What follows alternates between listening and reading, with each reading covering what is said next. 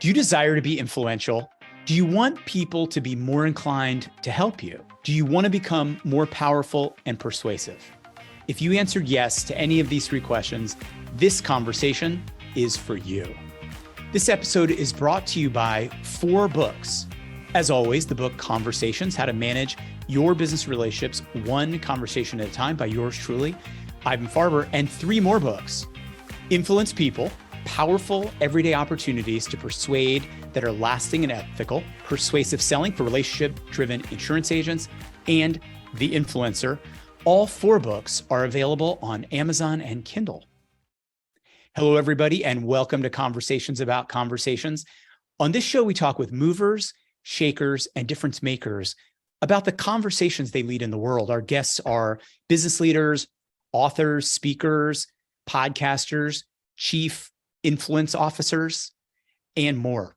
We're building a community of like-minded professionals who appreciate the importance of conversations and who want to inspire others to have significant and meaningful conversations. We believe you cannot have greatness without having great conversations. Today's guest is Brian Ahearn. Brian is the Chief Influence Officer of Influence People and can be found at influencepeople.biz. He's an author, TEDx speaker, international trainer, coach, and consultant. His LinkedIn courses on persuasive selling and coaching have been viewed by more than 500,000 people around the world. He helps people apply influence in everyday situations to boost their results.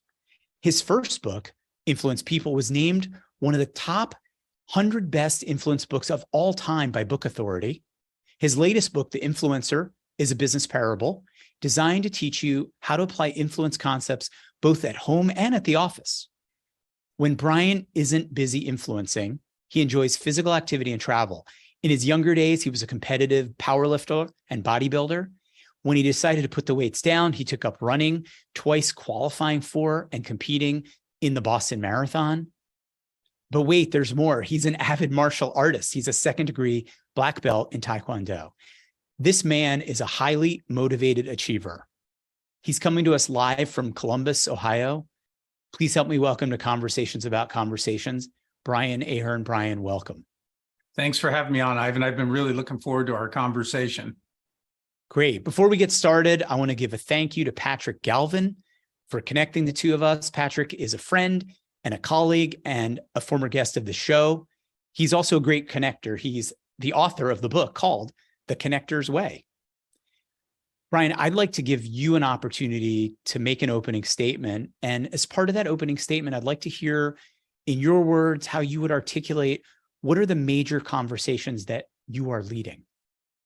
Well, the conversations I lead with people all revolve around influence. And that's because I believe influence is one of the keys to our success and happiness. When you think about at work, getting people to say yes is critical for your success, right? Especially if you're in sales, if you're a leader of any type, in virtually every position, getting people to say yes is critical for your success. But it's also really important when you go home. If you've got a spouse, significant other, kids, your neighbors, when you are able to communicate with them in a way that makes it easier for them to say yes, that tends to be less friction and more happiness. And so that's my why, is to help people enjoy more success and happiness by understanding how to ethically influence others. Well, our mission today is to help and serve the people who are engaging with us either by video or audio and the community at large, which we both belong to. How can being influential help you to achieve more happiness professionally, both at home and at work? Well, as I said, I think I work primarily with salespeople. And at every step in the sales process, you're hoping to get a yes so you can move to the next step in that process. So understanding how people think, process information, and behave is critical to make that happen. I tell salespeople it will not matter how good your process is if you don't know what to say or how to communicate throughout that. So it doesn't matter if you have 7 pre-call letters, whatever it is that you're doing, what are you going to say? Can you tap into scientifically based, scientifically proven research that will make it easier for people to say yes to you?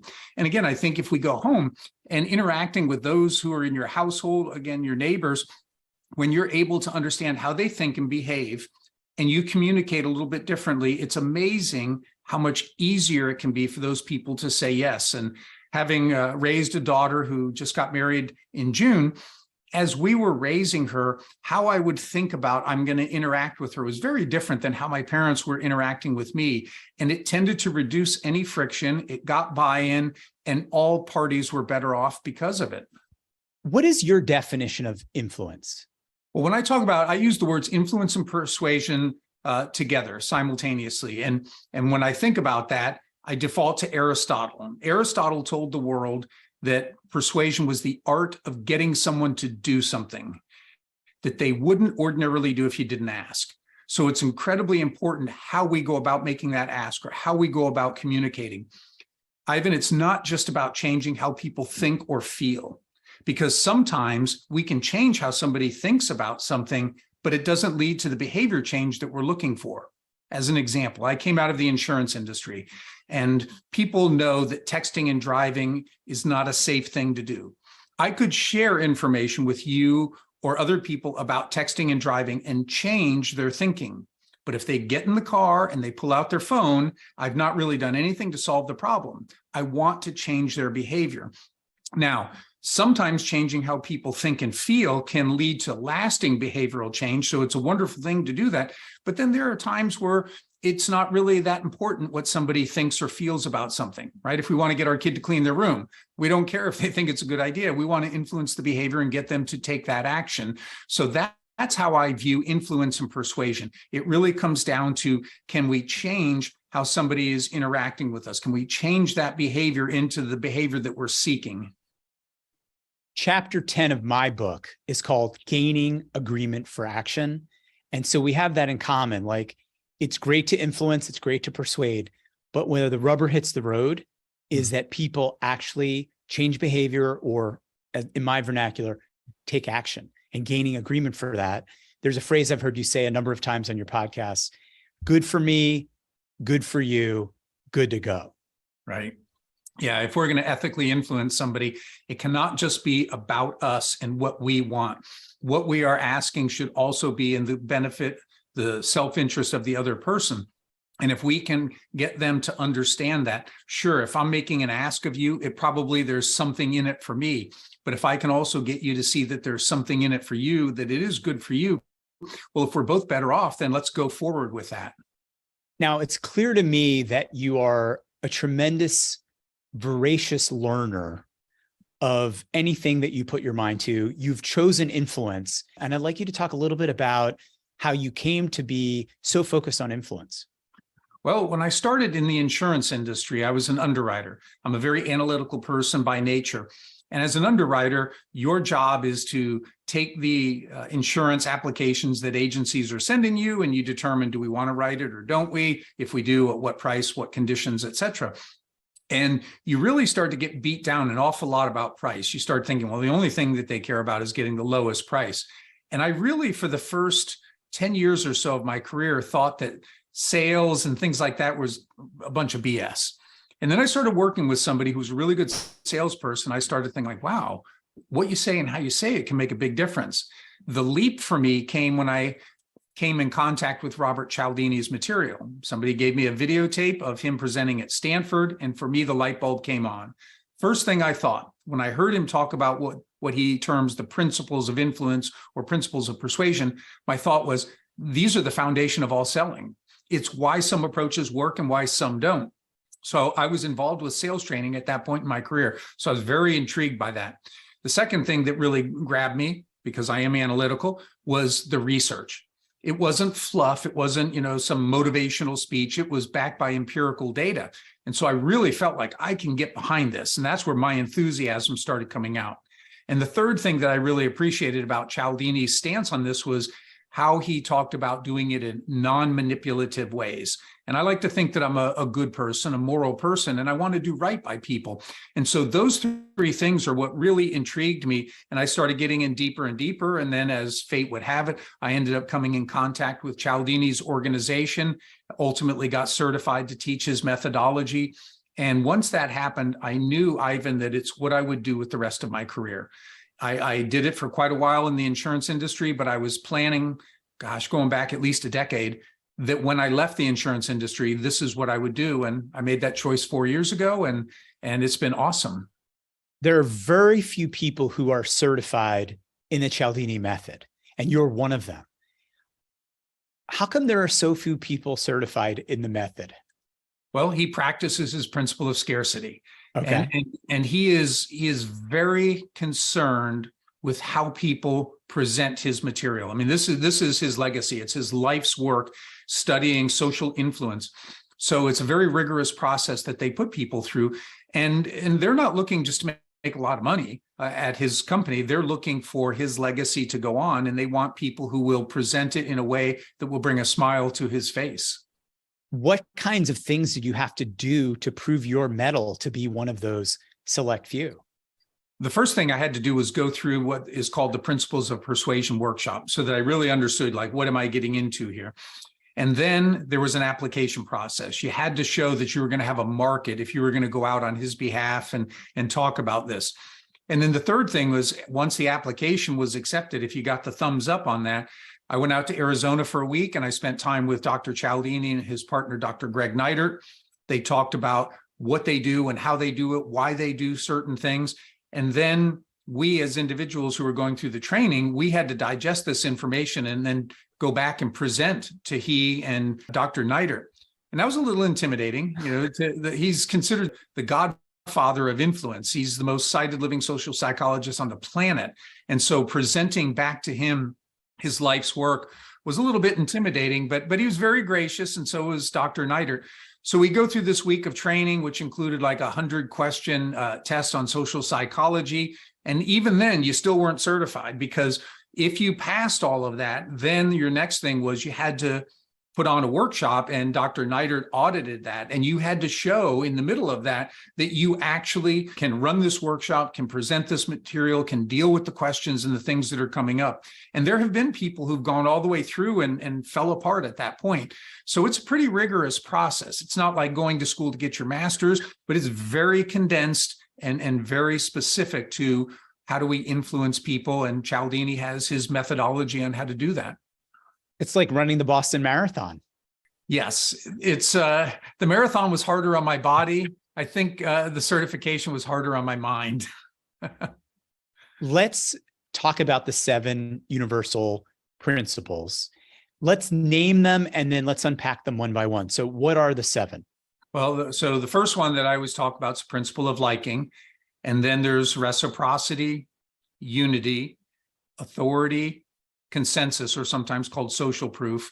And then there's consistency and then scarcity. So those are the 7 principles that we typically talk about. And these are research-based, proven to impact how people think and ultimately change their behavior if you tap into them ethically and correctly. Okay, let's unpack them one by one. Okay, so liking says we prefer to say yes to those we know and like.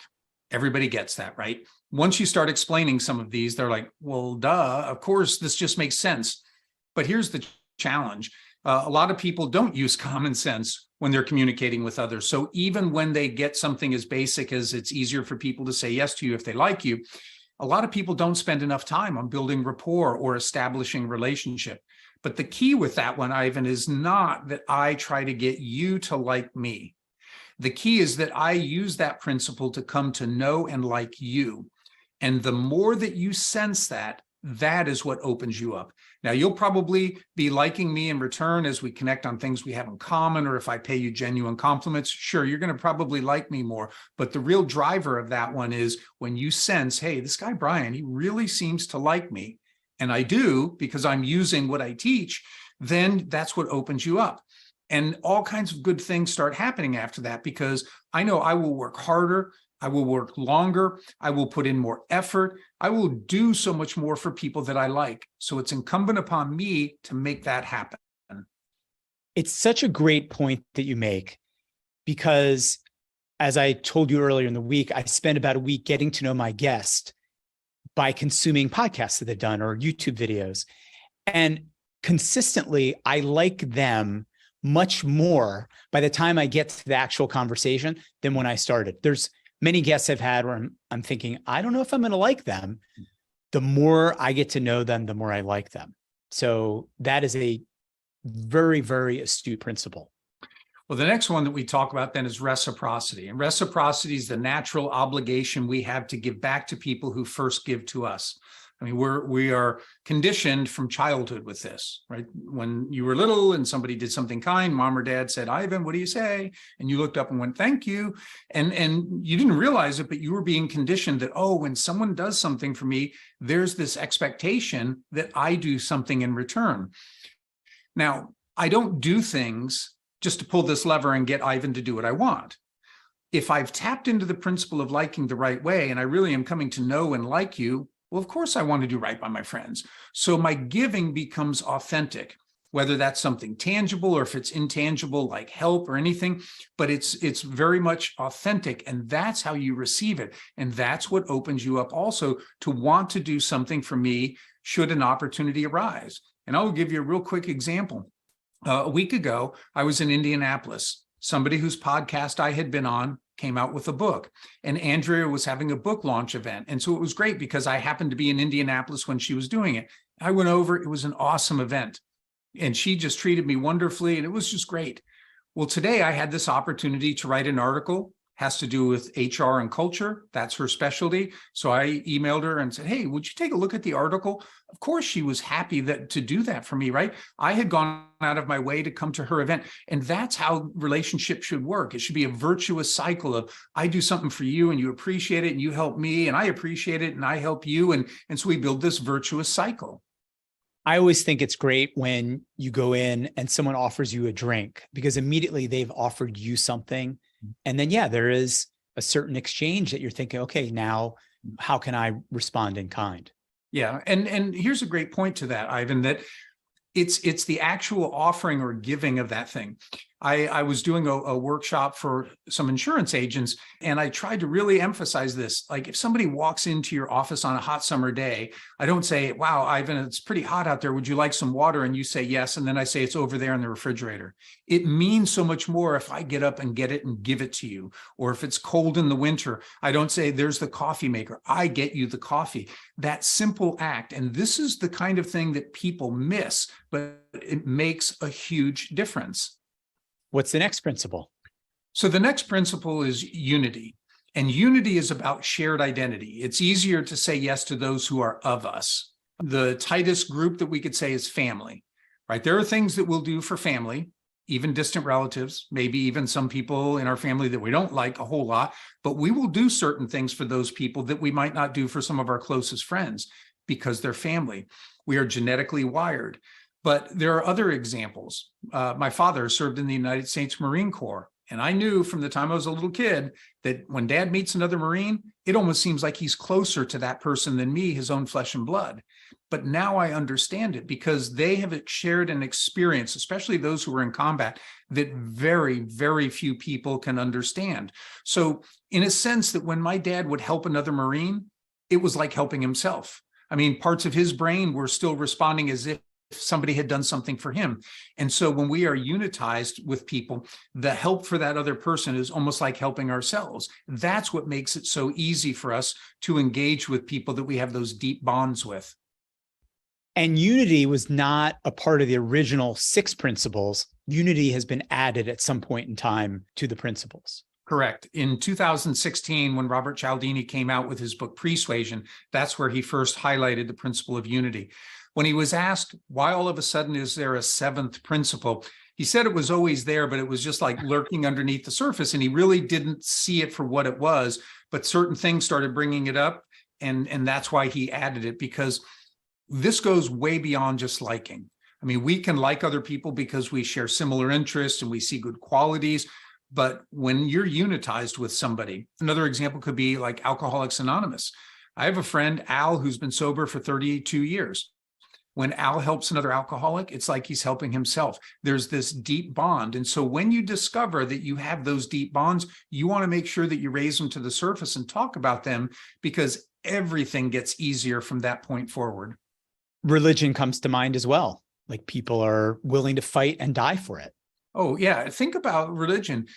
Quite often, religious organizations talk about the body. right? You're one. And what do? You go into a place of worship and you kneel together, you stand together, you pray together, worship together, mourn together. All of that togetherness forms this tight-knit, cohesive unit to where you respond differently to those people than you do people who are outside that body.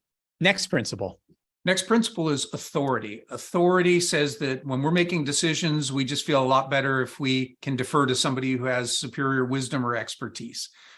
An example here that comes to mind, my wife's a really, really good golfer. And I had many years ago come home from a sales training event, and I shared with her this example that I used in the training about mindset and what you want to do in certain situations. A few weeks later, she's reading a book about golf. She turns to me and she says, listen to what Corey Pavin says. So she reads this paragraph. It's almost exactly what I told her about mindset. So I told her, I said, Jane, I told you that. She goes, no, you didn't. I go, yeah, a couple of weeks ago. Remember I came home from the training event? No. And I went on to describe the meal and where we were sitting when we had the conversation. She had no recollection, Ivan. Finally, I said, oh, I guess if Corey Pavin says it, it's true. But when I say it, it's not. But for your listeners who don't know who Corey Pavin is, he won the US Open in the early 90s. And at one point, he was the second best golfer in the world. So who are you going to believe when it comes to golf advice? Corey Pavin, second best golfer at one time? Or me, Brian Ahearn, double bogey golfer? Now, what I said was every bit as true as what Corey Pavin wrote on the pages of the book, but I wasn't believed because I'm not perceived to be an expert. So it's incumbent upon people to make sure that others understand what their expertise is, because without it, they might not pay any attention. Authority. Absolutely. Yep. You got to be an expert, and you got to be trustworthy, because it doesn't do any good if you're an expert, but you're not trusted.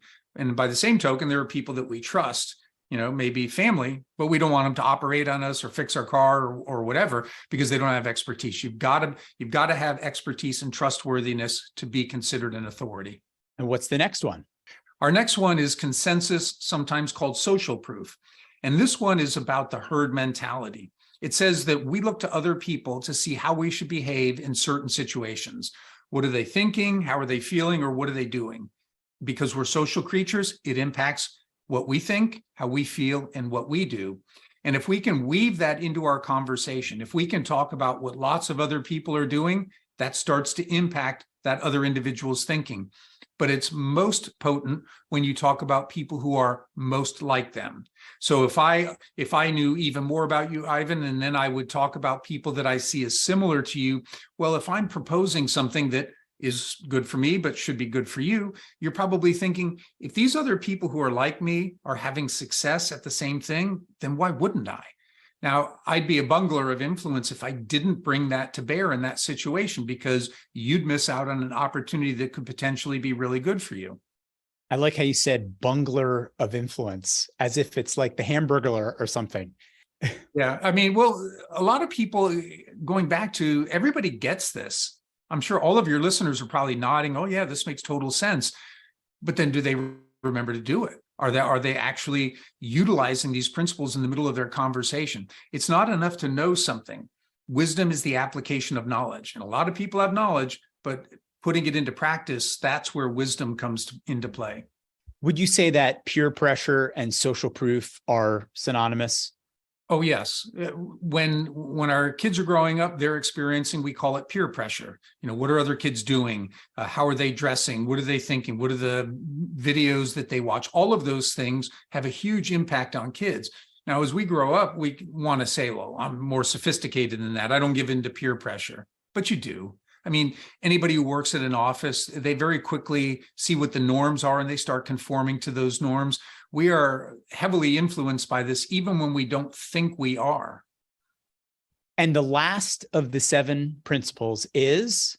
Well, we have 2, actually. We have some consistency. So consistency says that we feel an internal psychological pressure, but also an external social pressure to be consistent in what we say and what we do. It really boils down to word and deed. Most people feel better about themselves when they keep their word, and they also look better to the people that they made any commitment to.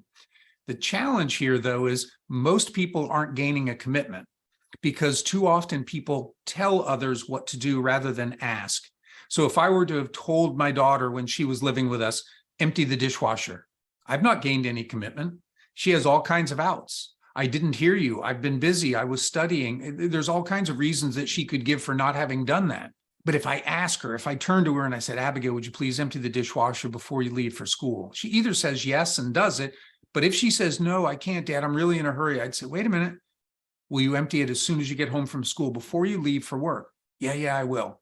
And almost every time she did, because I'm asking a question to try to gain commitment. But I also understand that if I hear no, I'm going to have some fallback positions because I want to get a yes in the middle of that conversation. And if I can get that yes, she's much more likely to do what I wanted versus telling. So again, this is another one where just through sheer conditioning, most people were raised being told what to do. And so they just habitually tell other people what to do. Right. The power of using questions, but not just questions ordinarily, but in a skillful manner, allows you to really guide the outcomes, the behaviors, the actions of people and of yourself. Absolutely. Good questions are like the rudder of a ship. It's a small part of the ship, but it steers where it's going. And the last of the 7. The last one, everybody's going to get this one, scarcity. We value things more when we think that they're rare or going away. There's just something in us that when we know we may lose an opportunity, we're like, I better act now. The clock's ticking or the sale ends Sunday. I mean, we respond to this all the time. A lot of your listeners will be responding to this later this month. It's called Black Friday. And when you look at Black Friday, because of the deals that are usually one day, limited time, all those things, you see a radical behavior change. People lining up at stores at 3 or 4 in the morning so that they can be up near the front of the line. They will trample each other. They'll fight over something. They'll pull things out of somebody else's hand. I mean, it's crazy, the behavior. And you don't see it the other 364 days of the year. So what's going on? It's that scarcity. It's that fear that they're not going to get the best deal if they're not there right away.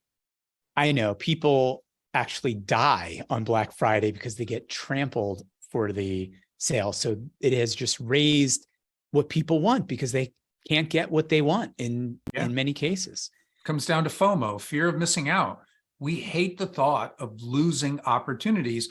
As an influencer, it's incumbent upon you to let them know about what those limited opportunities are. Because in the absence of that, then there's no additional motivation for them to take action. But once they learn that, like, hey, this is the last one on the lot. If you're selling a car, the sale is going to end Sunday. If they don't know those things, they're not going to act. But once they know, more people start acting. So these 7 universal principles are so powerful, and they are backed by scientific studies, research studies, and really decades of work that Dr. Cialdini did and others. I'm going to take something on, I'm declaring it right here, right now, is I'm going to write out these 7 principles, and I'm probably going to do a recording. I often record things and then I listen to them every morning to really know the principles as well as you impressively know these principles. I commend you. I think it's a great idea. I do something similar. I use an app and I have recorded like my personal mission statement. And if I commit to somebody to pray for them, that's the first thing I'm listening to when I'm up early in the morning. I'm getting my coffee. It takes about 3 minutes to hear that. But I think it sinks into your soul when you hear this repetitiously. Now, in listening to other interviews, I've heard you unveil a few acronyms. And I wanted to move into the acronym segment of this episode. Okay. And there are 3 acronyms in particular that I'd like to talk about with you. One is PEOPLE, which is the subtitle of your book. One is DEAL, which is a way that you think about different personality types. And one is STARS, which has to do with a really good method for listening. So let's go through those 3. I don't remember when I came up with the PEOPLE acronym. It wasn't a eureka moment, but sometime, 14, 15 years ago when I started blogging, I came up with the acronym PEOPLE, and it stands for Powerful, Everyday Opportunities to Persuade that are Lasting and Ethical. They're powerful because it's research-based. We are trying to influence people every day. There are opportunities that are out there that right now that people don't see because they're not familiar with the language. It's about persuasion, which we defined earlier. If we do it well, it can have a lasting impact. And the final E is the umbrella over everything. We have to be ethical when we're doing it. I love this acronym. The lasting word is really key, but also just the reminder that every day there are these opportunities all around us. I mean, we interact with people all day long. And while we don't specifically walk around with a sign that says, I want to influence you, I want to influence you, underneath, we want to influence our world. We want to influence the people around us. Oh, absolutely. I think if people could tick mark how many times they are trying to get somebody to do something, they'd be amazed at how often they are trying to persuade. I tell people 24/7, 365 from womb to tomb. From the moment that a baby comes into the world, the baby doesn't know anything about influence, but it's trying to influence you. That baby cries and mom or dad has to figure out, do we need to burp the baby, feed the baby, change the baby, whatever it is, but that baby is trying to change your behavior. And we learn language and other ways. And then the rest of our life, we are interacting with people quite often to try to get our needs met. And so we're trying to influence their behavior. Now, while we're thinking about other people, there's the acronym DEAL, which is thinking about the different personality types. How did DEAL come about? And tell us about the 4 segments of DEAL. When I was with the insurance company, we had brought a sales training organization in to do some training for our field people. And one segment of it had to do with personality types. And I remembered back to the beginning of my career when I learned a little about personality types, and then we promptly never used it at all. And I didn't want it to be the same thing where here's this whole segment that people find interesting but don't use. So a guy in my department at the time said, it'd be really cool if we could tie Cialdini's principles to these 4 personality types. And so I ultimately did that through surveys with my blog readers, but I came up with a model and I call it DEAL, which is driver, expressive, amiable, and logical. So it's kind of like DISC. Driver is that task focused, likes to be in control. Expressive is the likes to be in control, but they're relationship driven. And then when you move over to the amiable, they're people who aren't looking to be in control, but they are relational. And then you move up to the logical person, and that's a task-oriented individual who's more focused on self-control than controlling others. And it works really well when I talk with insurance agents about it, because, you know, if you have a really complicated personality type model, you're probably not going to remember it in the heat of the moment. But really narrowing down to these 4 and then understanding which principles will be most effective with different personality types, you can be selling the same product or service to 4 different personality types, and you're going to talk about it differently, but you're going to underpin it with the psychology that will be most effective for that type of individual. I'll give you one quick example.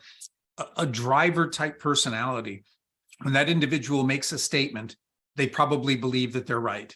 And sometimes it's driven more by ego than it is anything else, because they said it, they believe they're right.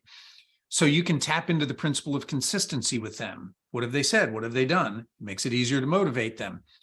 The logical person, when they make a statement, they probably believe they're right, but they're trusting their intellect because they've thought it through. That's just how logical people do things. So they trust the fact that they've done the research and thought this through. So it's a different motivation, but still consistency comes into play, because if you can show them how what you're asking aligns with some conclusions they've already come up with, again, makes it cognitively easier for them to go, that makes sense.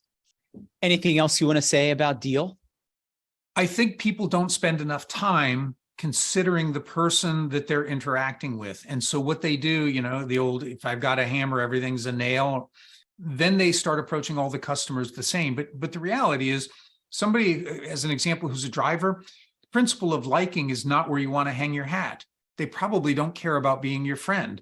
You certainly want to be polite, but you don't want to go in there and spend an inordinate amount of time trying to connect or compliment. Now, if you're talking to the expressive, that's probably a good route to go because they're relationship driven, but not so much with the driver. So if somebody isn't thinking about how do I need to interact with this person, and they're only defaulting to what their strengths are, they're limiting themselves. Yes, I think we often want to interact with people the way we interact with people. We want people to interact with us. The 7 Love Languages is another book that I've consumed over the last couple of years. And just going into actually the 5 love languages is something I've interacted, and just knowing what's your love language versus what my love language is. And it's a big deal. Like, my love language is words of affirmation. Mhm. And my wife's is acts of generosity. Mhm. And so it's really easy to know when I take out the garbage, she feels loved. And it's such a weird thing to give someone the feeling of love because I took out the garbage, but that act of service is really how she feels loved. Absolutely. I see the same type of thing with my wife. I mentioned earlier, she's an awesome golfer. I don't like golf, but what I will do sometimes is I enjoy cigars. So I'll grab a cigar or two and I will just ride along with her. I will video her, using my phone. She'll get in the cart. I'll show her, we'll slow-mo. I'll tell her what I thought she was doing well or what she's not doing. Because I used to play and I learned at a really prestigious golf course. So I know a lot about the game and I can actually help her. For her, that's a love language. She doesn't have to worry about me not enjoying myself and hitting bad shots. I get to enjoy a cigar, be outside, pretty day, and it works really, really well. But also what I notice with that is then she is much more inclined to do things that would make me happy because it's reciprocation, right? So we're both better off by being generous with one another. It sounds like quality time is her love language, and you're spending quality time with her when you're there supporting her.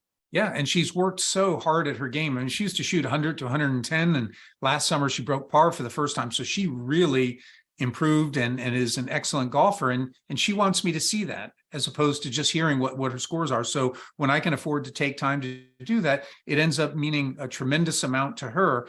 That's her love language. But then we may go sit at Barnes and Noble and sip coffee and look at books, which is more of my love language.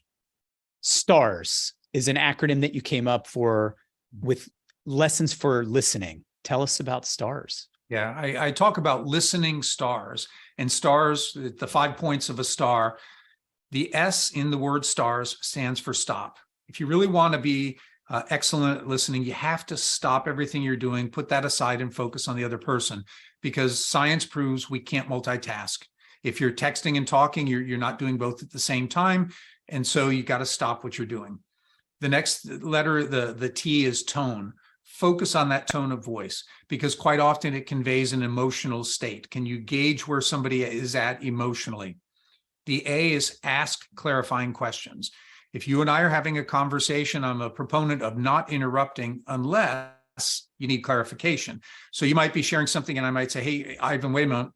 I'm not sure I understood when you said, and then you kind of circle back and you talk about that. So I'm actively engaged in that conversation because of that. And then we get to the R, which is restate. At the end of a conversation, if you're able to summarize it, restate what you think that other person is trying to convey. And if you can add emotion to it, do so. It will help you avoid misunderstanding. If I restate in my own words what I think you were saying, you might give me that smile and nod, and I know I'm good to go. Or you might say, well, that's not quite it. And I'll say, help me understand, and we'll circle back. But ultimately, we'll get to that point where I really did understand what it was that you were trying to convey. The final letter is S for scribble. If you have an opportunity to take notes, do so. But the caution here is don't spend so much time taking notes that you're not really paying as much attention as you should be. I tell people usually it's just a bullet note of some sort, because I can circle back to ask more information about that. Or if I'm in a business setting, I can leave, and that bullet point might trigger more thoughts that I can fill in with my management system or whatever tools that I use. So it's a good way to trigger your memory about the things that were being talked about in that conversation. I love these acronyms. So thank you for sharing with us the acronyms and also what they mean to you. Well, it's kind of funny. When I was a kid, I was not much of a reader, so I don't know where this stuff comes from, but it's just the way my brain works. All of a sudden, I'll see things and make these connections. So it's worked really great for audiences that I've spoken to or people that I've put through training sessions, because there's so much information out there. We've got to simplify it and make it memorable for people. See, this is what I acknowledge you for, is you say you weren't much of a reader, but you've gone on to do a lot of reading. I think I read somewhere or heard somewhere that you weren't much of a writer, and yet you are a prolific writer at this point. I mean, you weren't a runner and then you ran the marathon. You weren't a this and that. And so that's a testament to your ethic, work ethic, your drive, your achievement, motivation that you can do that, which leads me to come into the writing section of this conversation, or the book section. Your blog has readers in 200 countries. It was named one of the top 30 psychology blogs in the world. You're named one of the top 100 influencers. It's very impressive. I'd like to give you the opportunity to talk about your books and when you write, like, where are you coming from? The first book that I wrote, Influence People, I started that a long time ago. And I was taking blog posts. I've been blogging weekly for almost 15 years. And I took a lot of those blog posts and started recompiling them into like business case studies, business opportunities, social media, things like that. And I stalled out for a while because in my corporate job, I traveled a lot. When I left the corporate job 4 years ago, that was priority number one, finish the book because of the credibility it gives you, especially when you're speaking. So that book I call a business psychology book. And then the next book, The Persuasive Selling, that book really takes a look at the sales cycle, dealing with the personality types, what influence principles apply best at the different points in the sales cycle so that people can be most effective as they move through the selling process. Now, knowing that some people won't pick up a business psychology book and other people won't pick up a sales book to save their life, during the pandemic, like most of us, we had a little more time on our hands. I thought, could I write a story that would convey these principles and teach them? So I sat down and started writing The Influencer, which follows the life of a young man named John Andrews. You meet the guy when he's born, you learn a little bit about his background, his family, and as he grows up. And then it starts to get deeper when he goes to college and he starts learning a little about psychology. And then really it all starts coming together when he gets out and he gets his job. And he starts seeing the application of this and what a difference it can make. And he's learning from people like his boss and coaches and mentors and clients. So every chapter in the book, you meet somebody who is based on somebody that I really know and learned things from. So it was great to be able to honor those people. And it tells about these principles in different application in professional life and personal life. It was interesting, Ivan, that when I was halfway or more than halfway through the book, I was driving to Pennsylvania with my wife and I said, hey, I'm writing a new book and it's a story. Would you listen to it and give me your feedback? So I had imported it to an app and we listened to it on the drive. I knew I was onto something good because I overheard her tell a relative, Brian's writing a new book and it's kind of like a story or a novel and it's actually really good. So, and she reads a lot, and those are the kind of books that she reads. So it was really exciting. I had never tried to write something that was a story format, and it was an awful lot of fun. And I have an idea in the back of my mind for potentially a sequel, but that will be sometime down the road because I'm actually working on a fourth book that has nothing to do with influence right now. So I want to make sure I finish that one up. Well, and you've written an ebook too, which I read this week. You give it away free to your email newsletter subscribers called The Game of Influence. I read it. I thought it did a very good job of discussing the principles of influence and persuasion. And actually, it was emotional for me at the end when I don't want to be a spoiler here, but there was an emotional element that reached me at the end. So I wanted to thank you for being on your email list and for giving me that book at no obligation. But there's reciprocity potential there because you gave me that and now I'm busy talking about it to people. Well, I appreciate that. And I appreciate what you said about the ending because when I wrote that, I teared up as I was writing it. And the person who was my book coach said, oh, people may not want to have that as the ending, but all the feedback I was getting was like, wow, that was really powerful. The interesting thing, Ivan, when I write, I don't sit down and like put a timeline together. I just like write a chapter. And then when I come back fresh, I'm like, what do I want to have happen now? So I had no idea as I went from chapter to chapter how that story was going to unfold. It just it came and then it hit the page.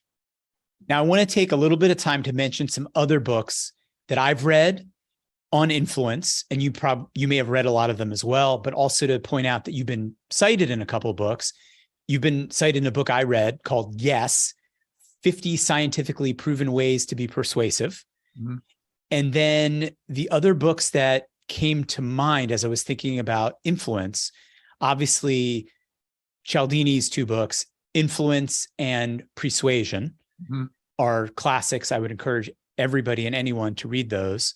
Are you also cited in The Small, Big, and Introducing Persuasion, a Practical Guide?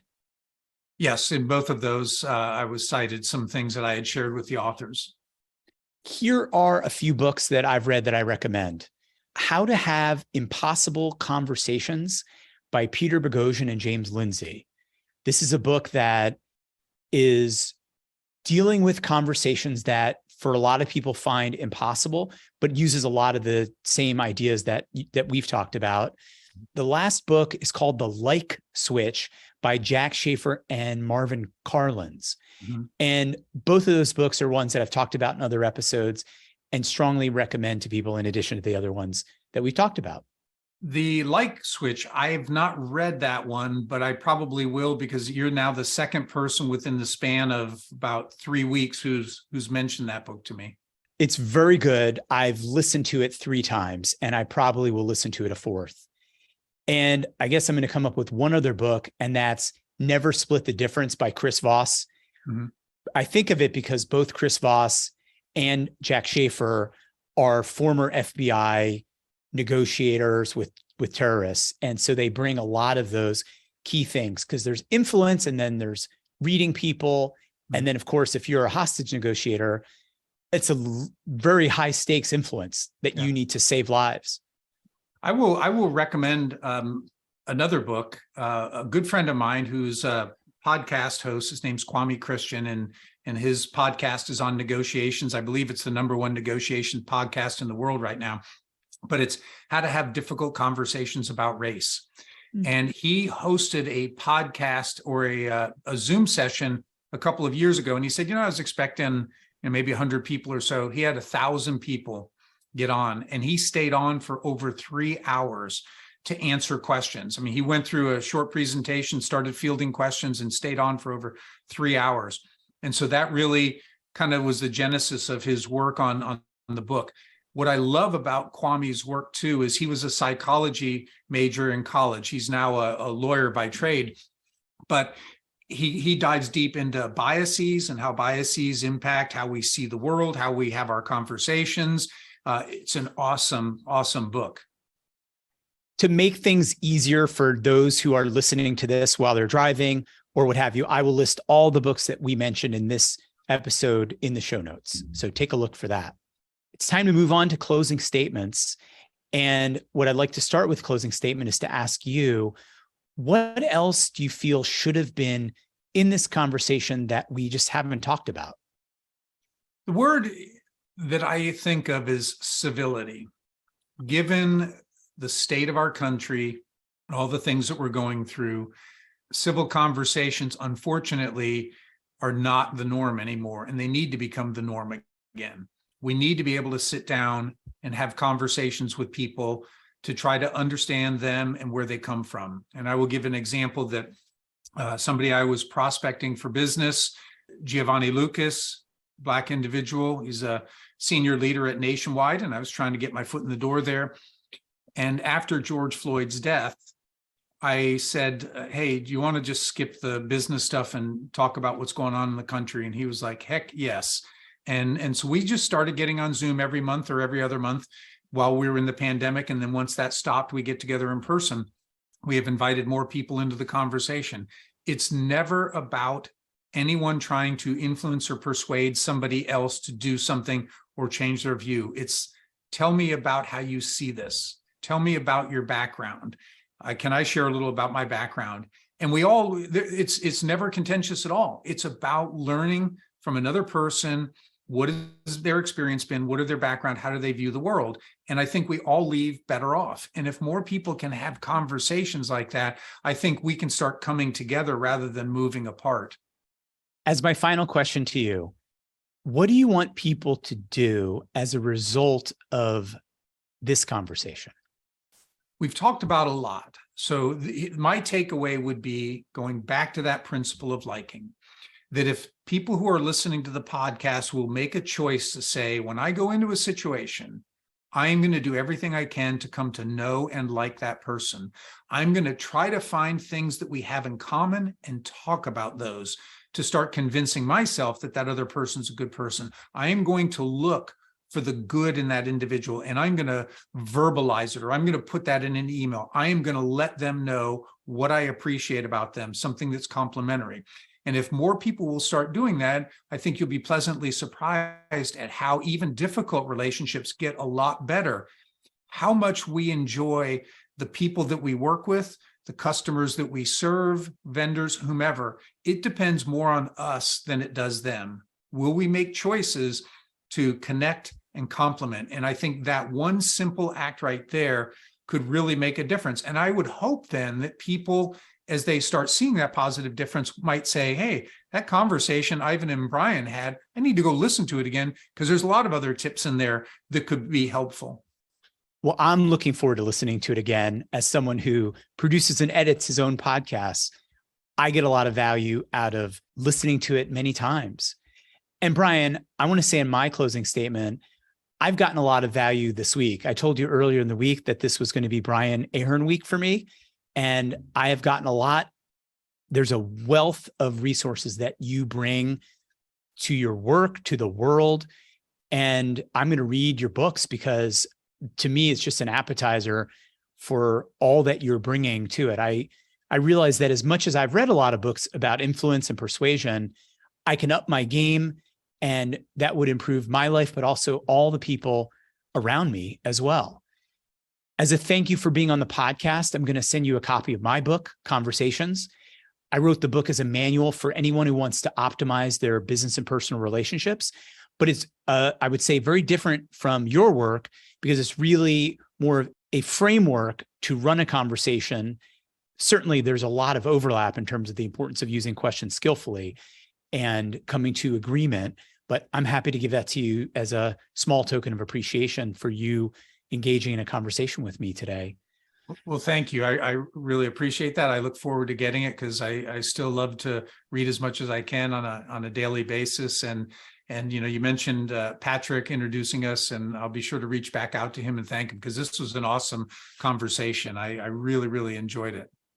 And I want to say one more thing, and that is to the person listening to my words right now. Yes, that's you, either driving your car or sitting on your sofa. I want to invite you to have a conversation with me. I'm building a community of like-minded professionals who appreciate the importance of conversations and who want to lead others in meaningful, important conversations. You cannot achieve greatness without having great conversations. With that, Brian Ahearn from Influence People, influencepeople.biz, and everybody out there, thank you for being a part of this conversation about conversations.